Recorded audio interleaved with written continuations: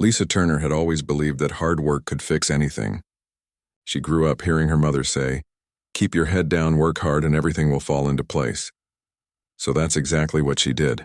Every morning, before the sun even touched the curtains of her small apartment, she was already up making breakfast, packing her son's lunch, and trying to look professional before rushing to catch the early bus. Her son, Evan, was 8 years old and the light of her life. He was quiet, thoughtful, and curious about everything. He loved to read, loved to draw little superheroes in his notebook, and loved to ask big questions, questions Lisa didn't always have answers to. They lived in a modest 2-room apartment in a tired building that smelled faintly of old paint and laundry detergent. It wasn't much, but it was theirs, and Lisa made sure it felt like home. On the wall above the small dining table, Evan had taped one of his drawings, a superhero mom wearing an office badge instead of a cape. Underneath, in a child's handwriting, he had written, "My hero." Every morning followed the same rhythm. Lisa would wake him up gently, whispering, "Time to rise and shine, buddy." He would groan, pull the blanket over his head, and then peek out with sleepy eyes. They would share a quick breakfast, usually cereal or toast, and talk about their plans for the day. Lisa worked as a receptionist at a small law firm downtown. It wasn't glamorous, but it paid the bills barely. Her desk sat right by the entrance where she greeted clients, answered phones, and handled whatever small tasks the partners tossed her way. She liked the sense of purpose it gave her, being the first face people saw when they walked in. But the job also came with rules, strict ones. Professional appearance at all times. No personal matters during work hours. No children allowed on the premises. She knew those rules by heart. She followed them every day, never wanting to give anyone a reason to complain. But life has a way of testing even the most careful people. It was a Monday morning in early spring when everything started to unravel. The alarm on Lisa's phone buzzed at 6, but before she could even stretch, her phone lit up again with a different notification. It was a message from the school's parent app. Notice: due to plumbing issues, the school will be closed today, Monday, until further notice. We apologize for the inconvenience. Lisa's heart dropped. She read it twice, hoping she misunderstood. But no, it was clear. School was closed. No classes. She sat on the edge of her bed staring at the screen, her mind already racing. She had no family in town. Her neighbors were mostly elderly.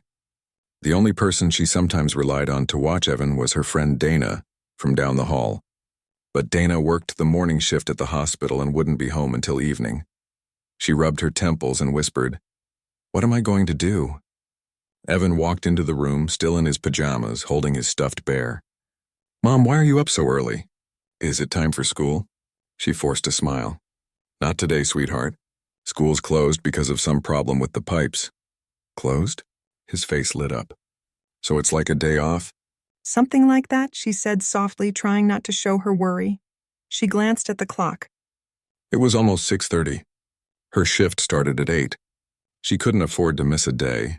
Rent was due next week, and her paycheck barely stretched as it was. If she stayed home, she'd lose a day's pay, and the partners had made it clear that they didn't like unreliable employees. For a moment, she considered calling her boss Mr. Reed, but she could already hear his voice in her head. "We all have personal problems. Lisa, that's no excuse for missing work." She went to the kitchen, poured herself some coffee, and stared at the steam rising from the mug. Her stomach twisted with anxiety. Then she looked at Evan, who was now sitting at the table drawing spaceships on a piece of paper. He was humming softly to himself, completely unaware of the storm in her mind. She thought about leaving him home alone, but immediately shook the idea away. He was only 8. Anything could happen. She thought about calling someone to babysit, but she didn't know anyone who'd be available last minute, and certainly not for free. Then, slowly, an idea began to form. What if she took him with her? If he promised to sit quietly, she could set him up in the break room with his coloring books and some snacks. Maybe no one would even notice. It was risky, completely against the rules, but she couldn't see another option. She knelt beside him. "Evan, listen to me. Mommy has to go to work today, but there's no school, so how would you feel about coming with me just for a few hours?" His eyes widened. "To your work, really?" "Just this once," she said. "But you have to be extra quiet, okay? You can bring your books and your crayons and you'll stay in the break room. No running around. No noise, he nodded eagerly. I can do that. I'll be your secret helper. Lisa smiled, but her heart was heavy. She packed him some snacks, his favorite juice box, and a few books. She dressed him in his neatest clothes, a blue shirt and jeans, and brushed his hair. As they left the apartment, she whispered a small prayer. Please, just let today go smoothly. The bus ride to downtown was longer than usual. Every bump on the road seemed to echo her nerves. Evan sat quietly beside her, looking out the window at the city waking up. When they got off near the firm, she took a deep breath, straightened her blazer, and held his hand tightly. Remember, she said softly, stay quiet, stay in the room. And don't talk to anyone unless I'm there. He nodded, clutching his backpack. They walked through the glass doors of the law firm. The lobby was bright and quiet, filled with the smell of coffee and printer paper. Lisa smiled politely at the security guard, praying he wouldn't ask questions. Thankfully, he didn't. She led Evan to the small break room near her desk and settled him at a corner table. Here, she whispered, unpacking his crayons and books. If you need me, just stay here and wait until I come back. I'll check on you every little while. He grinned and gave her a thumbs up. I'll be good, Mom. Promise? Promise. Lisa kissed his forehead, then hurried to her desk, her heart pounding. For the first hour, everything seemed fine. She answered calls, sorted mail, and greeted a few clients. Every now and then, she peeked into the break room. Evan was still there quietly drawing, just like he promised. Relief began to wash over her. Maybe this would actually work. Around mid-morning, one of the junior associates stopped by her desk. Morning, Lisa, he said. You got the files for the Grayson case? Right here, she replied, handing them over with a polite smile. He thanked her and left. No one seemed to notice anything unusual. At noon, the partners were scheduled for a meeting, which usually kept them out of sight for at least an hour. Lisa took advantage of the quiet moment to slip into the break room. Evan was munching on crackers, completely absorbed in a drawing of a dragon. How's my little artist doing? She asked softly. He looked up and beamed. Look, Mom! The dragon's breathing fire on bad guys. She chuckled. That's amazing. Keep it up, okay? I'll be right outside. But fate doesn't always let things stay calm for long. About 20 minutes later, while she was typing up an email, the elevator dinged, and in walked Mr. Reed, the senior partner. He was in his mid-50s, tall, always wearing a stern expression that made everyone stand a little straighter when he entered the room. He strode toward her desk. Lisa, do we have the updated client files for this afternoon's meeting? Yes, sir, she said quickly, pulling a folder from the stack. All organized and ready. He nodded, glancing briefly around. Good, and make sure the conference room is set up. The clients will be here in 30 minutes. As he turned to leave, a small sound broke the air, a soft giggle. Lisa froze. Mr. Reed stopped mid-step and frowned. What was that? Her heart stopped. She looked toward the break room. The door, which she thought she had closed completely, was slightly ajar. Evan must have dropped something or laughed at his drawing. Probably just the coffee machine, Lisa said quickly, trying to sound casual. But before she could move, the door creaked open and Evan peeked out, holding up his drawing. Mom, look what I... His eyes widened as he saw the tall man staring back at him. Mr. Reed's expression darkened. Who is this? Lisa stood up, her hands trembling. Sir, I can explain. You brought your child to work? His voice rose. Do you understand this is a professional environment? Please, sir, she said softly. The school closed this morning. I didn't have anyone to watch him. I didn't want to miss work, so I thought, you thought it was acceptable to turn this office into a daycare. He interrupted. This is completely inappropriate. What if a client had seen him? Evan stood frozen by the door, eyes wide and scared. Lisa's voice broke. He's been quiet all morning. I swear no one even knew he was here. I just needed today, just one day. But Mr. Reed was unmoved. This is unacceptable conduct. We'll discuss this with HR immediately. He turned and walked away without another word. Lisa felt her knees weaken. She knelt beside Evan, who was now on the verge of tears. It's okay, baby, she whispered, forcing a smile. You didn't do anything wrong. It's going to be fine. But deep down she knew it wasn't. The rest of the day passed in a blur. She finished her shift in silence, afraid to say the wrong thing. Mr. Reed didn't speak to her again. At 5 o'clock, she received an email from HR asking her to come in for a discussion regarding professional boundaries. She knew what that meant. That evening, as they walked home, Evan held her hand tightly. "Mom, are you mad at me?" Her throat tightened. "No, sweetheart.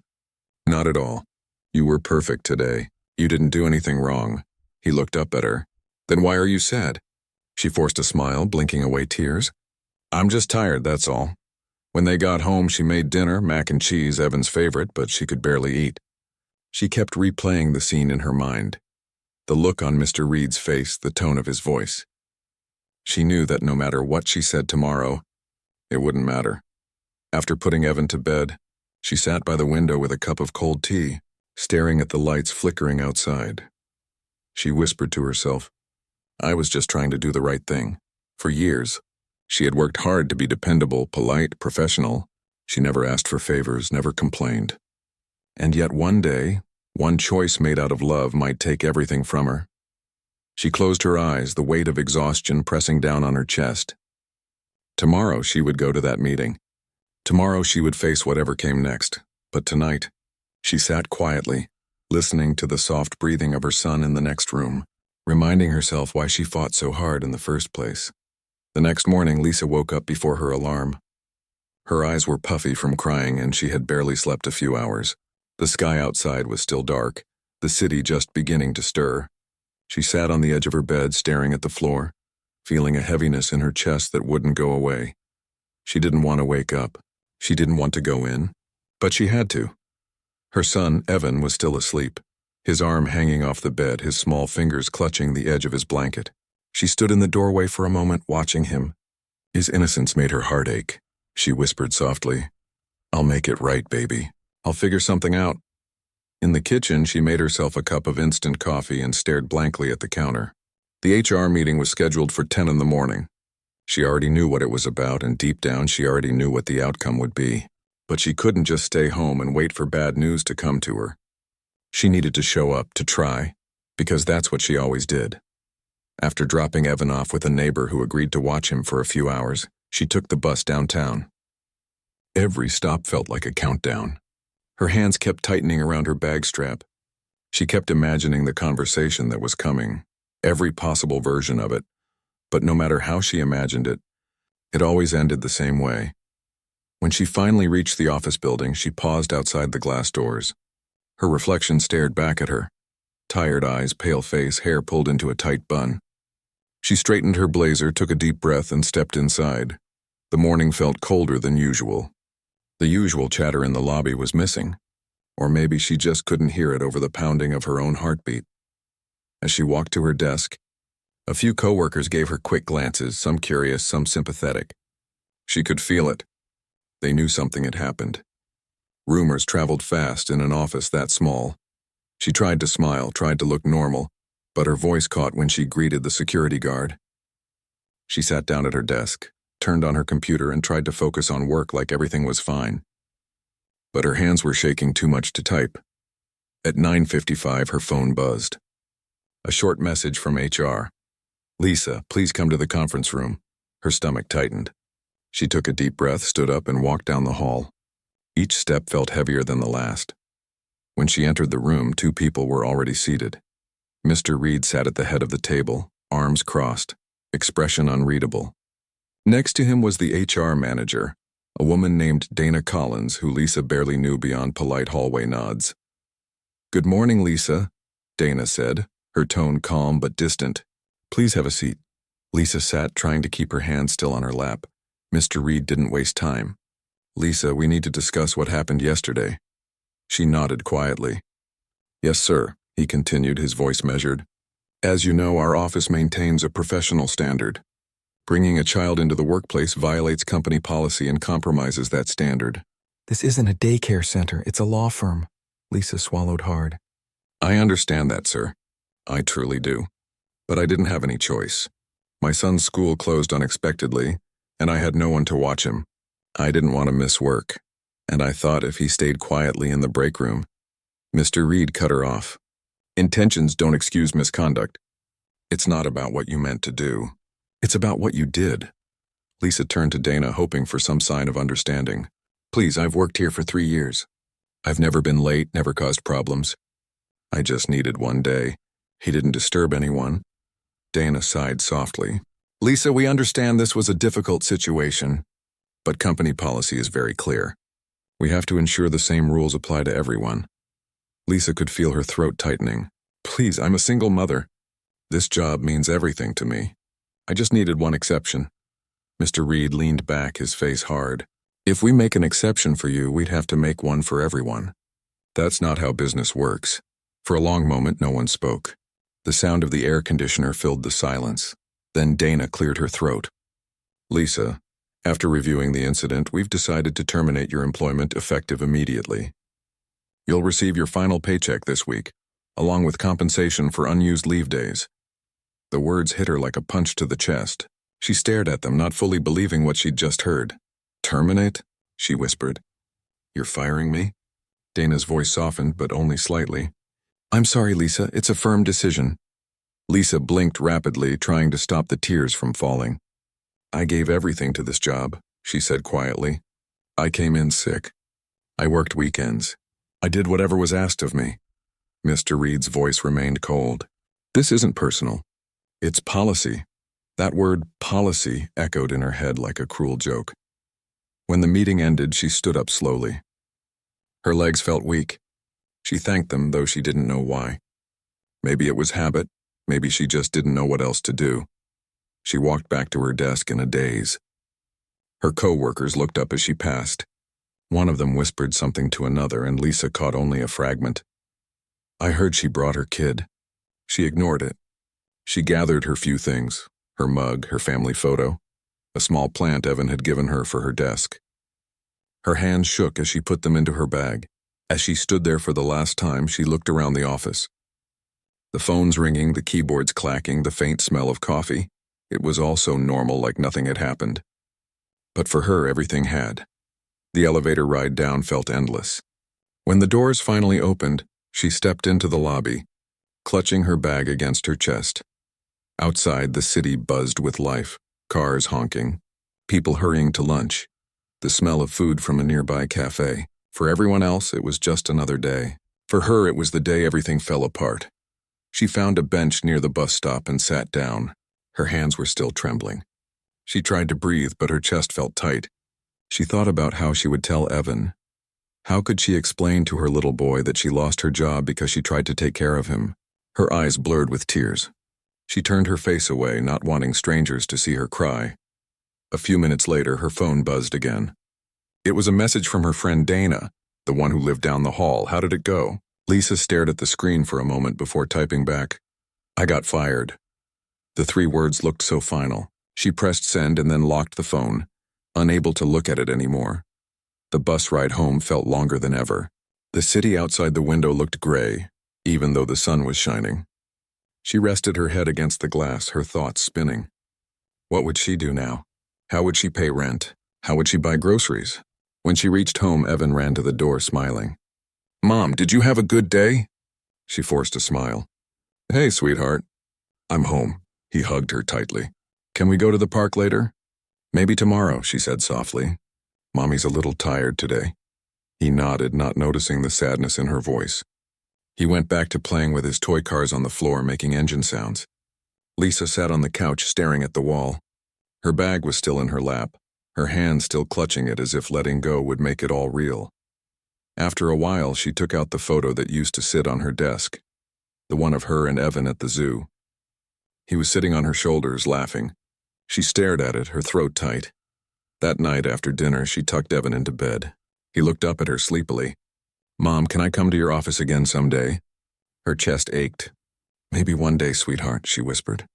But not for a while. When he fell asleep, she sat at the table with her laptop, scrolling through job listings. Most of them required experience she didn't have or degrees she couldn't afford. She sent out a few applications anyway, even though part of her already knew she wouldn't hear back. Hours passed. The only sound was the soft hum of the fridge. At midnight, she closed the laptop and buried her face in her hands. What am I going to do? She whispered. The next few days blurred together. She applied to more jobs. She made calls. She even went back to the law firm to collect her final paycheck. Mr. Reed wasn't there that day, and she was thankful. She didn't think she could face him again. The HR manager handed her the envelope with a polite smile. "Good luck, Lisa," she said like it was just another conversation. Lisa nodded, thanked her, and left. She didn't look back. Back home, she opened the envelope at the kitchen table. It was enough to cover rent for 1 month, and maybe groceries if she stretched it. After that, she didn't know. Weeks passed. She tried to stay strong for Evan, but the worry grew heavier every day. She found small cleaning jobs in nearby houses, babysat for neighbors, and sold some of her old clothes online. Anything to make a little money. One night, as she was scrubbing dishes, Evan came up behind her holding a piece of paper. "Mom, I made something for you." She dried her hands and took the paper. It was a drawing of her again. Only this time she wasn't wearing a blazer. She was wearing an apron, standing in a kitchen, smiling. Above her head was a little sun with a happy face. "It's you, Mom," he said proudly. "Even when you're tired, you still smile." Tears filled her eyes. "That's beautiful, Evan." He hugged her around the waist. "You're the best mom ever." She hugged him back tightly, her throat aching. "Thank you, baby." That night, after he went to bed, she sat at the table again, staring at her old office photo. It hurt to look at it, not because of what she'd lost, but because of how hard she had tried to hold on. She kept thinking about that moment in the meeting room, how cold it had felt, how small she'd felt. She'd always believed kindness and hard work mattered, but now she wasn't sure anymore. Still, she couldn't let herself fall apart. Not in front of Evan. Not when he still looked at her like she could fix anything. She whispered to herself. Tomorrow's another day, and the next morning, she got up again, tired, scared, but still standing. She cleaned another house. She applied for more jobs. She smiled for her son, but deep inside she carried the sting of that moment when the world decided her love for her child was a mistake. She didn't know it yet, but life was quietly preparing to turn that pain into something unexpected, something that would one day change everything. Lisa woke up to the sound of rain tapping against the window. It had been almost 3 weeks since she lost her job, but the memory of that day still felt fresh, like a wound that wouldn't heal. Some mornings she woke up forgetting for a moment that she was unemployed, that she had no office to rush to, no phone to answer. Then the truth always came rushing back. The days had become a slow blur. She filled them with small tasks, cleaning, cooking, sending job applications, checking emails that never came. The silence of rejection was starting to feel heavier than words ever could. Evan still woke up every morning, ready for school, cheerful as always. He didn't know how much his mother worried at night, how she stared at the ceiling wondering if she was failing him. She hid it well, smiling when he smiled, laughing when he told his silly jokes. But deep down she was scared. The rent was due in 2 weeks and her savings were almost gone. That morning, after sending Evan off to school, she sat at the small kitchen table with her old laptop. The screen glowed with a long list of job postings. Most of them either required experience she didn't have or offered wages too low to survive on. She sighed and rubbed her temples. Come on, there has to be something. Then she saw one listing that caught her attention. Administrative assistant needed for newly opened company. Experience preferred but not required. Must be organized and good with people. Her heart gave a small, hopeful beat. That sounded like her. She clicked the link, filled out the online form, and attached her resume. Before hitting send, she whispered, "Please, just give me a chance." After that, she tried not to think about it. She had sent out so many applications in the last few weeks that she'd learned not to hope too much. But still, a small piece of her heart waited for something to change. Later that afternoon, she cleaned a small apartment across the street. It was tiring work, but it paid for groceries, and right now, that was all that mattered. By the time she came home, her hands smelled like bleach and her back ached. She cooked dinner, spaghetti, Evan's favorite, and tried to push the stress out of her mind. While they ate, Evan chatted about his day at school, about how he was picked for a reading contest. Lisa smiled and listened, even though her thoughts kept drifting to bills and job applications. After dinner, Evan went to draw at the table while she washed dishes. That's when her phone buzzed.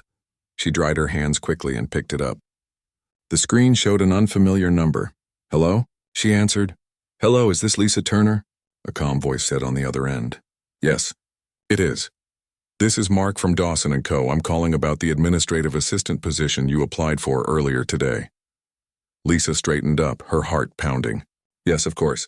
Thank you for calling. We'd like to schedule an interview with you if you're available this week, the voice said. The manager would like to meet you in person. Her breath caught. Yes, absolutely. I'm available anytime. Perfect, he said. Can you come in Thursday morning at 10? Yes, I can. Thank you so much. Great. The address and details will be sent to your email. We look forward to meeting you. When the call ended, Lisa just stood there for a moment holding the phone, letting the words sink in. An interview. After weeks of silence, someone had finally called her back. Evan looked up from his drawing. Mom, who was that? She smiled, her eyes bright for the first time in a while. It was someone from a new company. I have an interview on Thursday, he grinned. You're gonna get it, Mom, I know you will, she laughed softly. I hope you're right, sweetheart. The next few days felt both slow and fast at the same time. She spent hours preparing, polishing her resume, ironing her blouse, rehearsing answers to common interview questions. She even borrowed a pair of shoes from her neighbor, who worked at a bank because hers were worn and scuffed. Thursday morning came quickly. The rain had stopped and the sky was pale blue. Lisa woke up early, made breakfast for Evan, and walked him to school. He gave her a small paper heart he had cut out himself. For good luck, he said. She tucked it carefully into her bag. Thank you, my lucky charm. The company was located in a tall building downtown. As she stepped inside, she felt both nervous and hopeful. The reception area was bright and modern, with soft music playing in the background. Good morning, she said to the receptionist. I have an interview with Mr. Dawson at 10. Of course, the woman said with a smile. You can take a seat. He'll be with you shortly. Lisa sat down, clutching her folder tightly. Her palms were sweating and she kept smoothing her skirt. A few minutes later, the door to the inner office opened and a man stepped out. He looked to be in his mid-30s, dressed neatly but not in a cold corporate way. His smile was warm, his eyes calm. Lisa Turner? He asked. Yes, she said, standing quickly. I'm Michael Dawson, he said, shaking her hand. It's good to meet you. Please come in. His office was simple but bright, with plants by the window and a few framed photos on the wall. They sat down and he began the interview. So Lisa, tell me a bit about your background. She took a deep breath and explained her experience, how she had worked as a receptionist for 3 years, managed phone calls, handled schedules, and organized files. She spoke clearly, trying to sound confident even though her voice trembled slightly. He listened attentively, nodding now and then. That's great experience. I can see you're very organized. Thank you, she said softly. Then he glanced at her resume. I noticed there's a gap in your employment this past month. Would you like to tell me about that? Her stomach tightened. She had known this question would come, but now that it was here, she felt the fear creeping back. Yes, she said quietly. I was let go from my previous job. He looked up. May I ask why? She hesitated for a moment, then decided to tell the truth. My son's school was closed unexpectedly one morning. I didn't have anyone to watch him, and I couldn't afford to miss work, so I brought him with me, thinking he could stay quietly in the break room. He didn't disturb anyone, but my supervisor found out and said it violated company policy. They fired me that same day. She expected to see judgment in his face, the same cold expression she'd seen in Mr. Reed's. But instead, Michael's eyes softened. He leaned back slightly. That must have been a difficult situation. It was, she admitted. But I understand why they did it. I just wish they could have understood mine. There was a short pause. Then he asked, How old is your son? He's 8, she said, a small smile forming. He's the reason I work so hard. Michael smiled too. You sound like a good mother. Thank you, she whispered, her voice catching a little. For a moment, silence filled the room, but it wasn't uncomfortable. It was the kind of quiet where both people are thinking deeply. Then Michael said, You know, I believe in second chances. Lisa, and I believe that good people sometimes just need a break. Her heart began to race. Are you saying? I'm saying I'd like to offer you the position, he said, smiling. If you're interested, of course. She blinked, hardly able to process his words. You mean I got the job? Yes, he said with a gentle laugh. You start Monday. I think you'll fit in well here. Lisa felt tears fill her eyes. She quickly brushed them away, embarrassed. Thank you. Thank you so much. You have no idea what this means to me.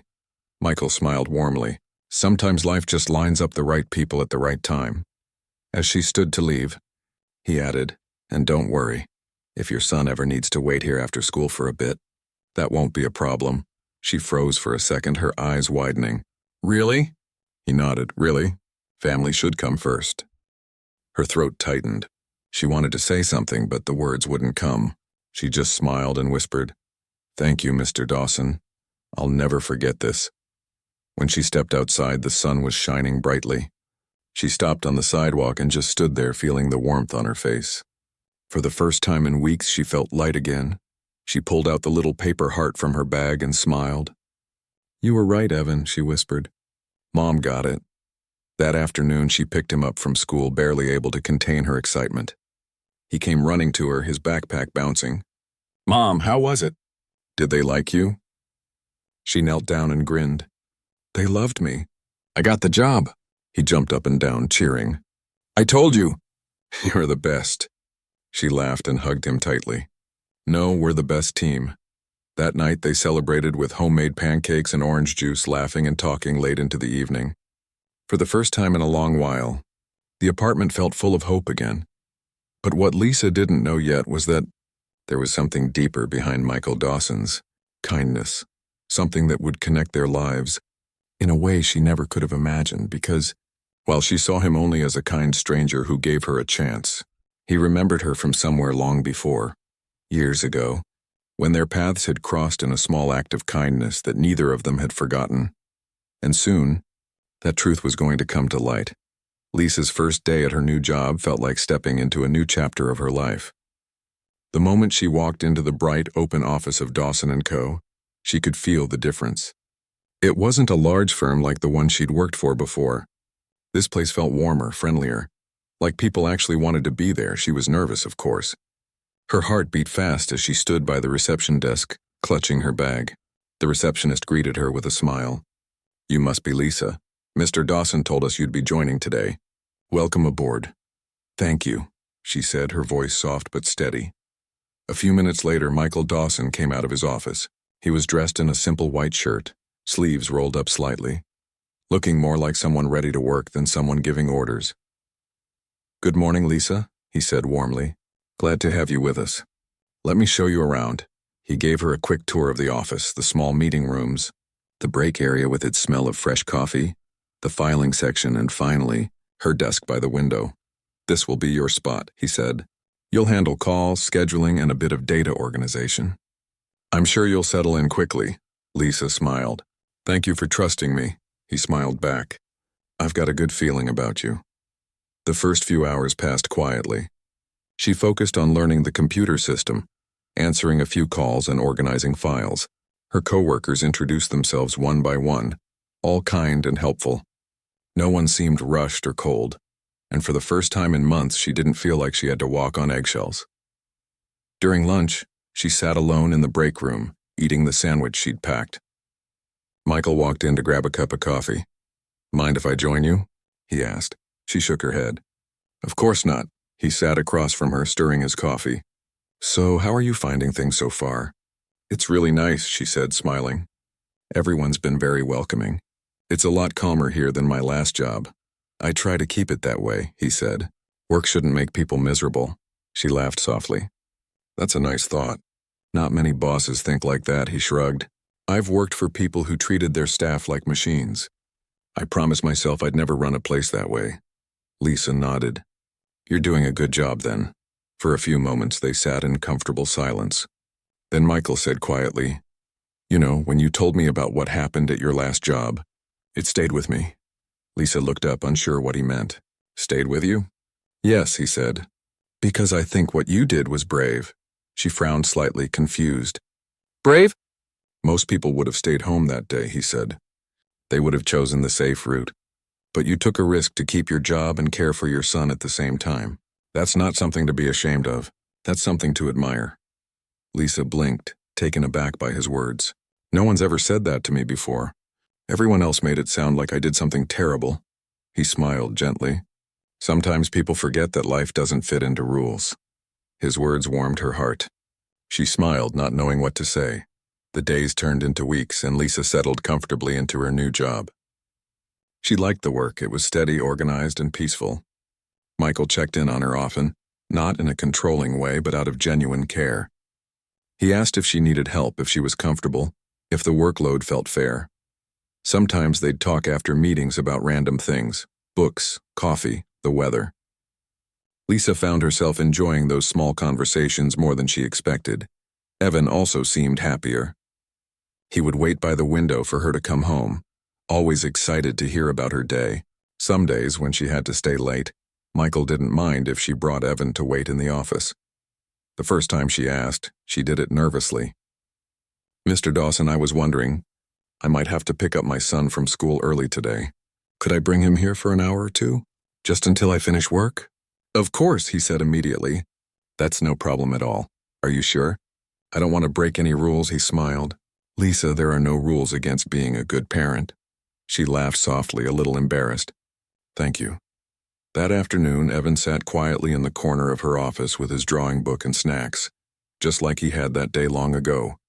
But this time, everything was different. He wasn't hiding. He wasn't a secret. When Michael passed by and saw him drawing, he stopped and smiled. "Hey, buddy, what are you working on there?" Evan held up his paper shyly. "It's a picture of a city. I'm building one where everyone has a house and no one's sad." Michael chuckled. "That's a city I'd like to live in." Evan smiled. "You can. You seem nice." Lisa laughed from her desk. "Don't flatter him too much or he'll think he's your new mayor." Michael grinned. "Hey, I'd vote for him." After he left, Lisa looked at Evan and whispered, "See? I told you he's kind." Evan nodded.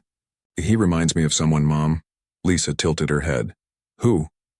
"I don't know," he said, frowning in thought. "Just someone who smiles the same way." She smiled softly, not thinking much of it. As the weeks went by, Michael and Lisa grew more comfortable talking. He wasn't just her boss anymore. He was someone who listened, who noticed when she was tired, who encouraged her when she doubted herself. One Friday afternoon, the office was quiet. Most of the team had left early for the weekend.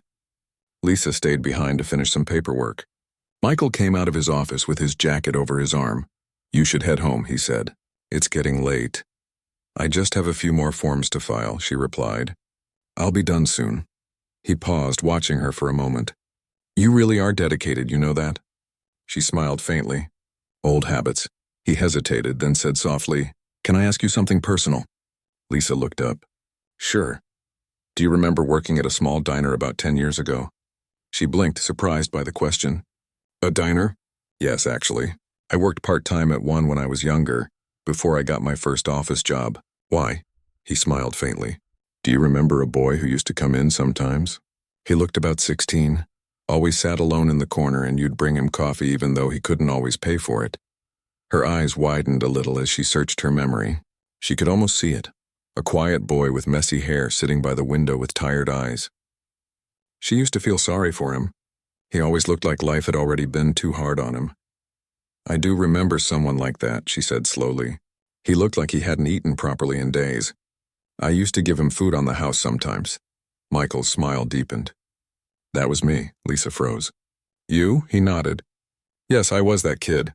For a moment she couldn't speak. You're the boy from the diner?" He nodded again. "You probably don't remember, but one night I came in after getting fired from a job at a warehouse. I didn't have money for dinner and you gave me a meal anyway. You told me, 'One day when you're doing better, you can help someone else.' I never forgot that." Lisa's hand went to her mouth. "Oh my God, I can't believe this." "I never got to thank you," he said quietly. "You were one of the few people who showed me kindness when I had nothing. I promised myself that if I ever got the chance, I'd pay that kindness forward." She stared at him, speechless. "You remembered all that?" "Every word," he said. "When you told me your story during the interview, the part about your son and what happened at your last job, I recognized you. I knew it was you. You even had the same gentle way of speaking. I didn't say anything then because I wanted to be sure, but I knew." Tears filled Lisa's eyes. "I can't believe this. I never thought I'd see you again." He smiled softly. "Life has a funny way of bringing people back around." She shook her head, laughing through her tears. "And now you're my boss," he chuckled. "I guess so. But really, you're the one who helped me first." Lisa wiped her eyes. I was just doing what anyone should do. Not everyone would have, he said. That's what makes you special. For a long moment, neither of them spoke. There was something quiet and powerful in that silence, an understanding that didn't need words. Finally, Lisa said softly, "You don't know how much this means to me. After everything that happened, after losing my job, feeling like I was a failure as a mother, hearing this, it makes it all worth it somehow." Michael nodded. "You were never a failure, Lisa. You just needed someone to believe in you the same way you once believed in a stranger." Her voice trembled. "Thank you, Michael," he smiled. "No, thank you." That night, when Lisa got home, she felt lighter than she had in years. She told Evan about the conversation. Not every detail, just the part about how her new boss had once been someone she helped long ago. Evan listened wide-eyed. "So you helped him and now he helped you?" Lisa smiled. "That's right. That's like a circle," Evan said thoughtfully. "A kindness circle?" She laughed softly. "Yes, it is. Maybe that's how the world should work." Later, after she tucked him into bed, she sat by the window, watching the city lights flicker. For the first time in a long time, her heart felt full. Not because everything was perfect, but because life had reminded her that kindness never really disappears. It just finds its way back to you when you least expect it. The next morning, when she walked into the office, she found a small note on her desk. It said, "Keep being you. The world needs more people like that." It wasn't signed, but she didn't need to ask who wrote it. She smiled and whispered to herself, "Sometimes life has its own way of saying thank you." And as she started her day, she realized something she hadn't understood before. Every act of love, every moment of compassion, every quiet sacrifice, none of it is wasted. It all comes back, just like the boy from the diner, just like the job she thought she'd never find, just like hope returning after a storm. Lisa woke up earlier than usual that morning. The light was still soft, slipping through the thin curtains of her small apartment. For a moment she just lay there, listening to the quiet hum of the city waking up. It had been months since she'd started her job at Dawson & Co., but she still felt a little amazed every time she got ready for work. There was a peace in her mornings now. She no longer rushed, no longer worried about what might go wrong. She'd found a rhythm again, not perfect but steady. Evan's alarm buzzed from his room, and soon she heard the sound of his little feet padding down the hallway. "Morning, Mom," he said, rubbing his eyes. "Good morning, sweetheart," she said, smiling. "Want pancakes?" He grinned. Always. They made breakfast together, nothing fancy, just simple pancakes with a bit of honey.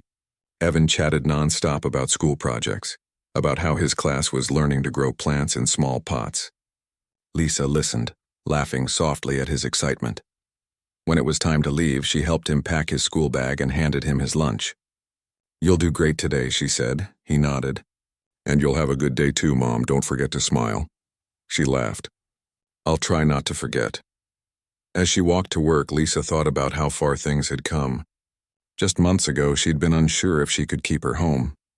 Now she had a steady income, a supportive boss, and a job that made her feel like she mattered. When she reached the office, Michael was already there, standing near the front door with a box of pastries. "Good morning," he said cheerfully. "Brought breakfast for everyone," Lisa smiled. "You didn't have to do that." "Maybe not," he said, "but Fridays feel better with something sweet." She laughed and helped him set the box on the counter. Soon the rest of the team arrived, and the office filled with chatter and laughter. It was an ordinary day on the surface, but for Lisa, there was something extraordinary about how ordinary it felt. She didn't feel the anxiety that used to sit heavy in her chest. She felt safe here, respected, valued, even cared for. Later that afternoon, Michael called her into his office. "Got a minute?" he asked. "Of course," she said, stepping inside. He gestured for her to sit. "I wanted to talk about something." "Don't worry, it's good." She smiled nervously. "You always say that before you surprise me." He chuckled. "You know me too well. Actually, I've been thinking. We're opening a new branch in the next city. I'll be managing both offices, and I'll need someone I trust to handle things here when I'm not around. You've been doing amazing work, and I think you're the right person for it." Lisa's eyes widened. "You mean a promotion?" He nodded. "Yes. It comes with a raise and flexible hours, so you'll have even more time with your son." She blinked, trying to process his words. "Michael, I don't know what to say. Say yes, he said, smiling. You've earned it. Tears welled in her eyes. Thank you. I never thought something like this would happen. He leaned forward slightly, his tone soft. You've worked for it. You've been patient, kind, and strong. That's what this place needs. She took a deep breath and smiled through her tears. Then I say yes. They both laughed. And the relief in her voice made the moment feel like sunlight breaking through after a long storm. That evening, when she got home, she told Evan the news. He jumped up from the couch, eyes wide. You got promoted? That's awesome. Lisa laughed and hugged him. I guess it is. You see, Mom. I told you. Good things happen to good people, she smiled. You might be right. They celebrated that night with takeout pizza and a movie. Evan fell asleep halfway through, his head resting on her lap. Lisa brushed his hair back and whispered, We made it, kiddo. The next few weeks brought more changes. With her new role, Lisa's confidence grew. She started organizing team meetings, helping younger employees with their tasks, and even suggested small improvements that made office life smoother. Michael watched her with quiet pride. He often said things like, I knew you'd be great at this, or you make this place better. And each time, Lisa would smile, remembering the road that had brought her there. The hard days, the long nights, the doubt, the faith, and the kindness that had come full circle. One afternoon, the firm hosted a small event for clients and staff. There were refreshments, soft music, and laughter all around. Michael stood to give a short speech. I won't take too much of your time, he began, but I want to say something personal. When I started this company, I wanted it to be a place where people felt seen, not just employed, somewhere people could bring their whole selves, their talent, their kindness, their humanity. I think we're becoming that thanks to people like Lisa. Everyone turned and clapped, and Lisa felt her cheeks flush. Michael continued. She reminds me that compassion isn't weakness. It's the foundation of everything good we build together. So thank you, Lisa, for reminding me of that. The room filled with applause again. Lisa blinked back tears and smiled at him. Later that night, as she was leaving the office, Michael caught up with her near the door. I hope I didn't embarrass you with that speech, he said. She laughed softly. Maybe a little, but it was beautiful. I meant every word, he said. You've changed this place. Maybe it's the other way around, she replied gently. He smiled. Maybe it's both. The months rolled by and life settled into something steady and full. Evan was growing fast, happier than ever. He sometimes spent afternoons at the office sketching or reading while Lisa worked. Everyone knew him now, and the staff adored him. One day, Michael came by with a big grin. You know, Evan's drawings are getting really good. We should hang some of them in the office, Lisa laughed. He'd love that. When Evan heard, his face lit up. Really? You'll hang my drawings? Of course, Michael said. This office runs on kindness and creativity. You've got plenty of both. Evan smiled proudly. Thanks, Mr. Dawson. Lisa stood nearby, her heart full. She watched them talk and couldn't help thinking about how everything had come full circle.